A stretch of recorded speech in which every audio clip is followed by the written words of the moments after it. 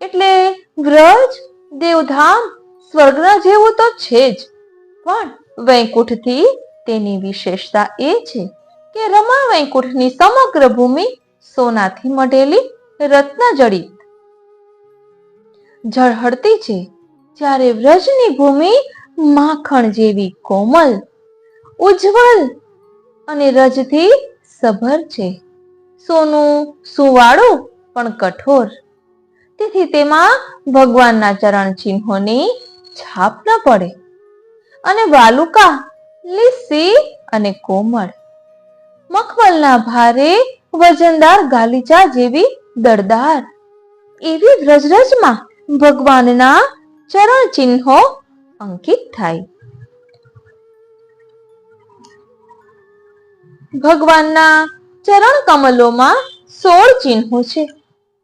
ધ્વજ ભક્તોને સન્મુખ લાવી અભય આપે. અંકુશ લૌકિકમાં ચંચળ મનને વશ કરે. કમલ ભક્તને સુખ આપે. વજ્ર ભારે પાપો અને હૃદયની કઠોરતા તોડે. સ્વસ્તિક આલોક પરલોકના દુઃખ દૂર કરી સુખ આપે. અષ્ટકોણ કોઈ સાધન કરાવ્યા વિના અષ્ટ સિદ્ધિ આપે. યવ અતિશય કીર્તિ આપે. ઉર્ધ્વ રેખા ઉર્ધ્વ ગતિ આપે. હવે 9મો ચિહ્ન કળશ મંગલ કરે. ઓ શ્રીનાથજી, ચિહ્ન કળશ મંગલ કરે. ડાબા ચરણમાં 7 ચિહ્ન.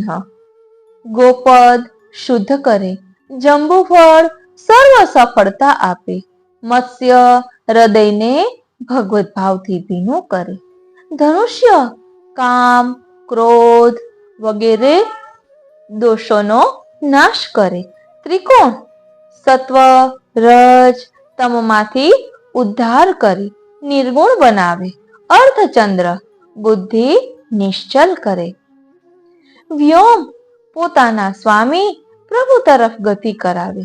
આ બધા ચિહ્નો ભગવાનના ગુણ સામર્થ્યના સૂચક છે. જે જીવ ભગવાનના ચરણ કમલનો દ્રઢ આશ્રય કરે છે, તેને ભગવાન આ 16 ફળ આપે છે.